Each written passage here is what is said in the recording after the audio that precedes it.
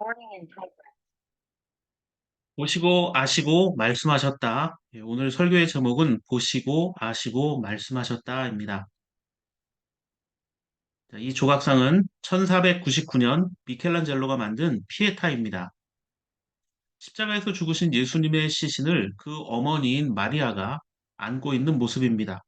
슬픔과 비탄이라는 말의 뜻처럼 이 피에타는 아들의 죽음을 대하는 이 어머니 마리아의 슬픔이 표현되어 있습니다. 2024년인 지금으로부터 525년 전에 만들어졌다고 믿기 어려울 정도로 대리석을 정교하게 조각을 했습니다. 예수님의 근육과 혈관, 그리고 못자국까지 마치 실제 사람을 보는 것처럼 정교하게 작품을 조각했습니다. 그래서 수많은 피에타 작품 중에 이 미켈란젤로의 피에타는 단연 최고의 작품으로 인정을 받습니다. 더군다나 놀라운 사실은 이 작품을 조각했을 때 미켈란젤로는 24살의 청년이었다라는 점입니다. 그런데 미켈란젤로는 피에타를 하나 더 만들었습니다. 청년 때 만들었던 피에타와 달리 그가 78세이던 1552년부터 12년 동안 그것도 그가 죽기 일주일 전까지 붙들고 있었던 이 론다니니의 피에타가 있습니다.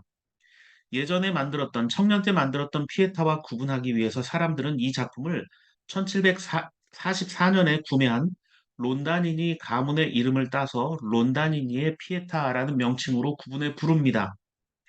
이 론다니니의 피에타는 24살 청년 때 만들었던 피에타와는 전혀 다른 분위기죠. 24살 청년 때 만들었던 피에타에 등장하는 예수는 힘없이 축 늘어진 죽은 시체에 불과합니다. 그런데 노인이 되어 만들었던 피에타는 죽은 예수님이 마치 살아있는 마리아를 업고 있는 것처럼 보입니다. 그래서 론다니니의 피에타를 보는 사람들은 죽은 자가 산 자를 위로하는 작품이라고 말하기도 합니다. 우리는 종종 그런 경험을 할 때가 있습니다. 위로해 주러 갔다가 도리어 위로받고 오는 경우입니다. 미켈란젤로가 인생의 말기에 만나고 싶었던 예수님은 청년 때 보았던 십자가에서 허무하게 죽으신 무기력한 예수가 아니라 죽음을 이기고 연약한 우리를 위로하시는 부활의 주님이었을지도 모릅니다. 오늘 첫 번째 본문인 사도행전 16장 9절부터 15절 말씀에도 이렇게 위로를 받아야 했던 루디아라는 여인이 도리어 바울과 많은 사람들을 주는 장면을 볼 수 있습니다. 먼저 9절 말씀을 보면 이렇게 되어 있습니다. 여기서 밤에 바울에게 환상이 나타났는데 마케도니아 사람 하나가 바울 앞에 서서 마케도니아로 건너와서 우리를 도와주십시오 하고 간청하였다. 이렇게 되어 있습니다. 자, 9절의 첫 시작은 여기서라고 되어 있죠. 여기서 이게 과연 어디일까요? 성경을 보면 그곳의 지명은 드로아라는 지역입니다. 바울은 드로아라는 곳에서 밤에 환상을 보았습니다. 누군지 모르지만 마케도니아 사람이 나타나 이 바다를 건너와서 우리를 도와달라라고 말하는 겁니다. 자, 드로아나 또 마케도니아, 이 전부 생소한 지명들이라 어디인지 성경의 지도를 좀 살펴보는 게 좋을 것 같습니다. 마케도니아는 북쪽에 그리스를, 그리스 북쪽 지역을 지칭하는 당시 유럽의 관문이라 할 수 있는 지역입니다. 그래서 바울은 소아시아 지역, 즉 지금의 튀르키예 북쪽 지방으로 전도를 하려고 했습니다. 그런데 성령께서 이 바다 건너 유럽으로 가게 하신 겁니다. 바울이 마케도니아 지역에서 제일 큰 도시에 도착했는데 그곳이 바로 빌립보입니다.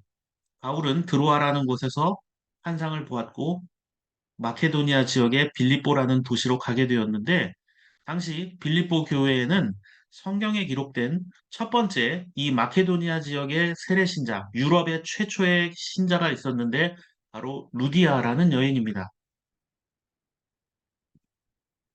사도행전 16장 14절에는 첫 번째 바다를 건너 유럽 땅의 세례 교인이 된 루디아에 대해서 이렇게 설명하고 있습니다. 그들 가운데 루디아라는 여자가 있었는데 그는 자세국감 장수로서 두아디라 출신이요 하나님을 공경하는 사람이었다. 주님께서 그 여자의 마음을 여셨으므로 그는 바울의 말을 귀담아 들었다. 이렇게 되어 있습니다. 자, 그런데 이 루디아라는 여자가 있었다라고 할 때 이 루디아라는 이름은요, 사실 사람의 이름이 아니라 지역 명칭입니다. 자, 이 루디아라는 여자가 두아디라 출신이다라고 이렇게 기록되어 있지 않냐라고 물어보실 수 있는데요. 아, 두아디라는 루디아라는 지역에 속한 그 도시입니다. 비유를 들자면 경상도의 대구 또는 전라도의 광주 같은 이런 표현이 비슷할 것 같습니다. 우리말에는 어느 지역에서 시집온 여인을, 결혼한 여인을 지칭할 때, 또 어디 출신을 이야기할 때, 어디 어디 사람 또는 어디 어디 댁 이렇게 붙이는 것을 볼 수가 있습니다. 이 여인은 단지 루디아 출신일 뿐 정확한 이름을 모릅니다. 그래서 루디아 여인인데 그 두아디라에 있는 루디아 여인이다 이렇게 부르고 있는 겁니다. 어떤 분들은 이 루디아라는 여인이 그 빌립보 지역의 첫 세례 교인이 되었다는 점에 착안해서 빌립보서 4장 2절에 등장하는 유오디아나 순두개가 아닐까 이렇게 추측하지만 이건 역시 정확한 사실은 아닙니다. 자, 그리고 이 루디아라는 여인이 했던 일이 있습니다. 바로 자색옷감 장수라고 되어 있죠. 약간 보라색 비슷한 이 옷감, 이것을 사용할 수 있는 자들은 당시 신분이 높은 자들이었습니다. 네로 황제 같은 경우는 이 자색 옷감을 가지고 자신만 입을 수 있도록, 그래서 다른 사람들이 함부로 이 옷감을 가지고 옷을 만들어 입지 못하도록 했다고 합니다. 자, 이 자색 옷감을 염색하고 바다를 건너와서 무역업을 했으니까 이 사람 부자 아니냐 해석하는 경우도 있습니다. 그래서 부자였던 루디아가 바울 일행을 도왔을 것이다라고 사람들이 생각을 하죠. 일리 있는 해석입니다. 그런데 전 오히려 2000년 전의 시대적 상황을 염두에 둔다면 오늘 말씀을 좀 정반대로 해석해야 되지 않을까. 부자이고 무역업을 하던 아주 주체성이 강한 여인이라기보다는 오히려 좀 더 그렇게 그런 치열한 삶에 내몰린 연약한 자가 아니었을까라는 것입니다. 자, 2000년 전 시대 상황을 염두에 두어야 한다고 말씀을 드렸습니다. 그 당시는 남성 중심 사회였기 때문에 여성이 장사를 한다는 건 그녀가 사회성이 뛰어나거나 돈 버는 재주가 많다라는 뜻이 아닙니다. 예수님 시대의 사회에서는 여인이 사회적 안전망을 가질 수 있는 것은 아버지, 남편, 아들로 이어집니다. 그런데 루디아에게는 이런 언급이 전혀 없습니다. 가족에 대한 이야기가 없습니다. 그저 자색옥감 장수 루디아라는 이 한 문장, 자기 이름을 대신해서 정확한 이름도 없이 그저 출신 지역을 사용하고 그 집안의 남자에 대한 언급이 없는 것으로 보아서는 의지할 대상도 없이 이방인의 땅에서 하루하루 생존의 문제를 해결해 나가야 하는 힘겨운 삶을 사는 자였다라는 점을 알려줍니다. 그런데 한 가지 특이한 표현이 있습니다. 하나님을 공경하는 사람이었다라는 것입니다. 자, 이것은 예수님을 믿었다라는 뜻이 아닙니다. 착각하시면 안 돼요. 하나님을 공경하는 사람이었다. 지금 이 지역은 바울이 건너온 이방인 지역입니다. 그곳에 있던 사람인데 하나님을 공경하는 사람이었다. 자, 최초의 기독교는 복음을 전파할 근거지로 유대교 회당을 사용합니다. 유대인 공동체에 들어가서 그들에게 예수 그리스도의 복음을 전합니다.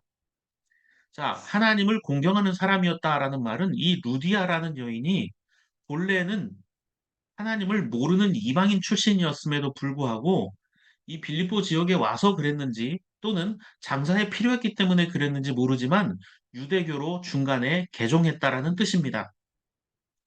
루디아는 당시 로마의 신이나 그리스 지역의 신들이 아닌 유대교 신자가 되어 있었고 하나님에 관한 지식을 알고 있었던 겁니다. 자, 유대교와 기독교는 비슷한 것 같지만 전혀 다르죠. 유대교는 예수 그리스도를 인정하지 않습니다. 이 루디아는 바울이 소개하는 예수님에 대해 말씀을 듣고 그 마음이 뜨거워졌습니다. 성경은 주님께서 그 여자의 마음을 여셨다라고 합니다.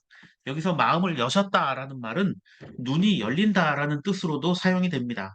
루디아는 바울을 통해서 들려지는 주님의 말씀으로 인해 새로운 삶의 소망을 발견한 것입니다. 보통 성경에서 눈이 열린다, 하늘이 열린다, 음성이 들렸다라고 하면 그것은 그 사람이 새로운 가치관을 갖게 되었다라는 것을 의미합니다. 그리고 삶이 변화되는 것을 뜻합니다. 자신의 진짜 이름 대신 출신 지역명을 쓰고 낯선 곳에서 장사를 하고 하나님을 알지 못하지만 예수님은 하나님을 알지만 예수님은 모르는 항상 무언가 부족하고 불완전한 것 같은 완벽하지 않아 보이는 그 불완전한 삶의 변화가 나타났습니다. 루디아라는 여인은 바울이 전하는 예수님을 만나고 신앙에 눈을 떴습니다. 말씀을 듣고 마음이 뜨거워진 그녀가 했던 일이 무엇일까요? 두 가지를 했습니다. 첫째는 집안 식구들과 세례를 받았습니다. 여기서 말하는 집안 식구는 피를 나눈 가족이 아닙니다. 그와 함께 지내던 사람들을 뜻합니다. 자신과 장사를 하거나 또 집안일을 돕거나 자신과 같은 처지에 있던 이들을 의미합니다. 둘째로 바울과 그 일행을 자신의 집에 머물도록 했습니다. 루디아는 세례를 받고 나서 바울과 그 일행에게 간청해서 집으로 데리고 갑니다. 이것은 단순히 식사나 손님을 대접하는 이 행동이 아닙니다. 루디아는 자신의 집을 예배 초소로 제공합니다. 유럽의 첫 교회가 그렇게 주님을 만난 한 여인의 헌신으로 시작됩니다. 바울은 환상 속에서 도와달라는 소리를 듣고 갔지만 도리어 그곳에서 루디아의 도움을 받게 됩니다. 이게 바로 위로하러 갔다가 위로를 받는 경우가 되겠죠. 그렇게 바울과 루디아는 빌립보에서 그리스도의 공동체를 만들어가는 일원이 됩니다. 자, 공동체라는 말은 어원적으로 함께 선물을 나누는 관계라는 말에서 유래가 되었습니다. 이처럼 신앙의 공동체는 서로의 부족함을 채워줄 때 든든하게 유지가 될 수 있습니다. 신앙이란 오늘 내 삶의 주변에 있는 사람들을 하나님께서 주신 선물과 같은 존재로 여기는 자라야 합니다. 오늘 나와 함께 있는 사람들이 마음에 들 수도 있지만 마음에 들지 않는 경우가 더 많지요. 그럼 선물을 주신 의도가 무엇인지 파악해야 합니다. 그리고 무엇보다 나는 지금 내 주변에 선물 같은 존재로 살아가고 있는가를 스스로 돌아볼 수 있어야 합니다. 자, 자기 이름도 없이 치열하게 생존을 위해 살아가던 루디아라는 사람이 자신의 삶을 더 이상 저주하거나 절망하지 않고 살 수 있었던 것은 자신의 노력과 물질 때문이 아니었습니다. 우리는 스스로 노력해서 거룩해지거나 하나님의 일을 감당하는 자들이 아닙니다. 주님께서 그러한 삶을 먼저 보여주셨기 때문에 바울이 따라했고, 바울은 이 여인에게 예수 그리스도를 소개함으로써 이 사람 또한 주님의 제자가 될 수 있었던 것입니다. 우리는 온전히 하나님의 은혜와 예수님께서 보여주신 그 삶의 모습을 따름으로 하나님께 나아갈 수 있게 된다는 점입니다. 바울이나 루디아가 이렇게 살아갈 수 있었던 이유를 성경은 뭐라고 얘기합니까? 오늘 세 번째 본문인 요한복음 5장 1절부터 9절 말씀에는 주님께서 먼저 보여주셨던 그 모습들 때문이었음을 말하고 있습니다. 예수님은 38년 동안이나 병들어 움직이지 못하던 사람을 만났습니다. 요한복음 5장 2절부터 3절을 보십시오. 예루살렘에 있는 양의 문 곁에 히브리 말로 베드자다라는 못이 있는데 거기에는 주랑이 다섯 있었다. 이 주랑 안에는 많은 환자들, 곧 눈먼 자들과 다리 저는 사람들과 중풍병자들이 있었다. 그들은 물이 움직이기를 기다리고 있었다. 라고 되어 있습니다. 자, 베드자다라는 연못이 있습니다. 베드자다라는 말을 다른 표현으로는 베데스다라고도 합니다. 이것은 연못이라기보다는 인공적으로 만든 일종의 저수조입니다.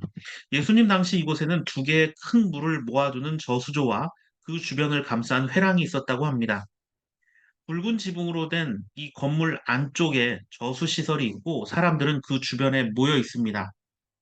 규모가 꽤 큰 건물이었을 것으로 추정됩니다. 그래서 다섯 개의 주랑, 즉 다섯 개의 현관을 갖춘 곳이었다고 성경은 기록하고 있죠. 그래서 이 저수시설이 있던 곳이 고대의 병원 시설이었을 것이다라고 생각하는 자들도 있습니다. 자, 물을 흘려 환자들이 씻으면서 치료하도록 한 곳이기 때문이라는 점이죠. 자, 높은 곳에 저수조에 물이 차면 아래쪽으로 물을 흘려보내는 시설입니다. 그래서 병원으로 생각하기도 합니다. 그런데 사람들이 이렇게 물이 움직이는 것을 보고 천사가 내려왔다고 생각해 모여들었다고 합니다. 사절 말씀을 보면 천사가 물을 휘저어 놓는데 물이 움직이고 나서 가장 먼저 그 물에 들어가는 사람이 치료될 거라는 믿음이 있었습니다. 자, 3절 끝부분과 4절은 대괄호 표시가 되어 있습니다. 대괄호는 일종의 논평입니다. 요한복음 저자가 이거 사실도 아닌데 사람들이 저 말도 안 되는 저런 전설 때문에 모여 있다라고 보충 설명을 해 두었다는 겁니다. 저 소용없다. 안 된다. 예수님밖에 없다라고 설명하기 위해서 이런 표현을 해둔 겁니다. 그래서 3절을 보면 아픈 사람들이 물이 움직이길 기다리고 있었다고 하죠. 이게 뭐 여기가 전설의 연못인지 아니면 병원인지 중요하지 않습니다. 아픈 사람의 입장에선 자기 아픈 것부터 해결해야겠죠. 그런데 아픈 게 자기 의지대로 되나요? 아픈 사람에게 가장 필요한 것이 무엇일까요? 전남 광주에서 목회하시는 이재현 목사님이 쓰신 들리는 설교 유혹하는 예화라는 책이 있습니다. 이 책에서 치매 환자에 관한 이야기를 하는데 저도 이 책을 읽으면서 아, 그렇구나라는 것을 하나 좀 알게 되었습니다. 책의 내용입니다. 치매 환자를 돌보는 간병인과 가족들이 무엇을 가장 조심해야 할까? 환자에게 필요한 것을 제공하기 위해 간병인이 방문할 때 가장 먼저 해야 할 일은 똑똑똑 노크를 하는 것이다. 노크 없이 문을 열고 들어가면 환자는 통증을 느낀다. 인지 능력을 상실한 치매 환자도 감정은 살아있다. 노크 없이 문을 열고 들어오면 환자는 표현은 못하지만 통증을 느낀다고 한다. 그래서 환자를 돕기 위한 방문일지라도 예의를 갖추는 것이 먼저다. 환자에게 필요한 서비스를 제공하는 것만큼 중요한 것이 환자를 대하는 태도다. 이렇게 말합니다. 자, 아픈 사람을 대할 때 가장 주의해야 할 것은 너는 아프니 당연히 도움이 필요하겠지. 너는 뭔가 장애가 있으니 당연히 부족하겠지. 너는 무엇이기 때문에 이렇겠지라는 이런 편견들을 내려놓는 것입니다.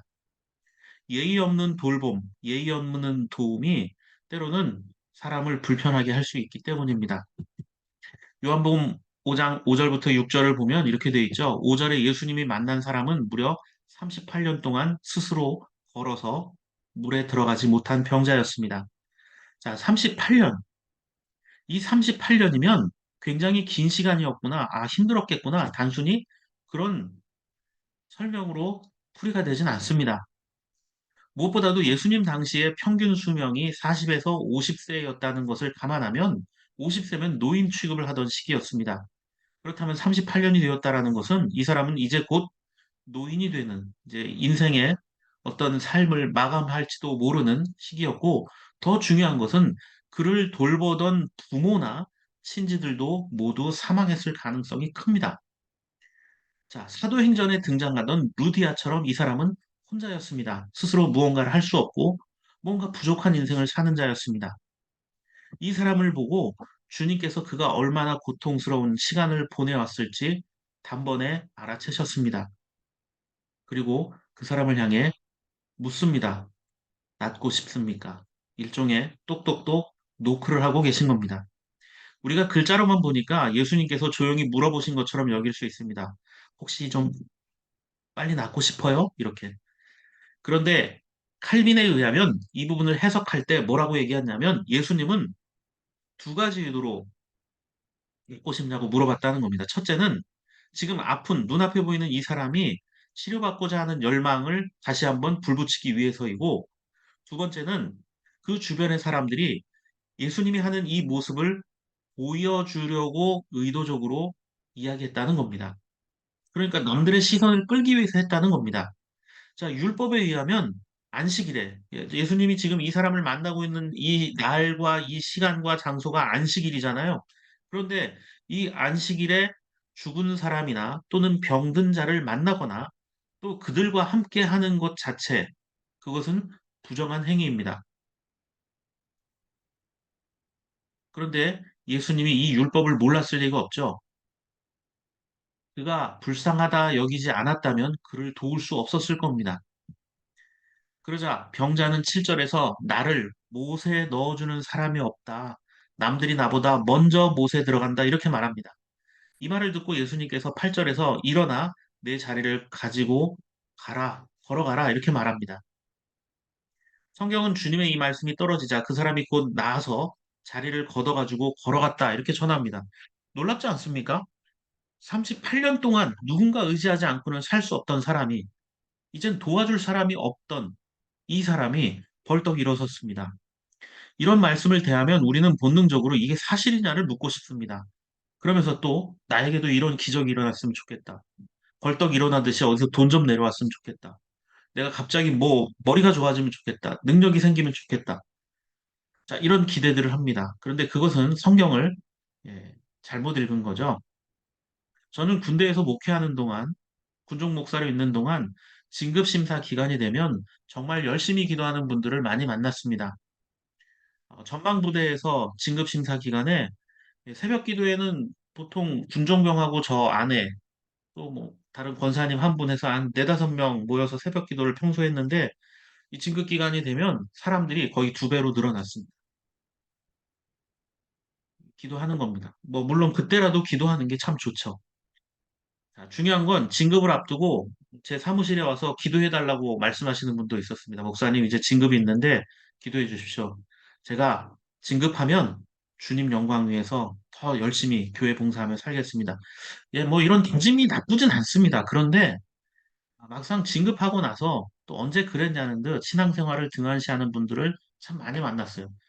이게 뭐 지금은 안 됩니다. 어렵습니다. 일이 더 많습니다. 네. 심지어 교회 집사님 중에 한 분이었던 높은 계급을 가진 부대 지휘관 중에는 이 부대에 어려운 일이 계속 생기니까 무당을 불러서 부대원들을 모아놓고 그곳에서 굿을 벌인 분도 있습니다. 그 충격에 제가 이게 군대를 그만두어야겠구나 생각한 적도 있습니다.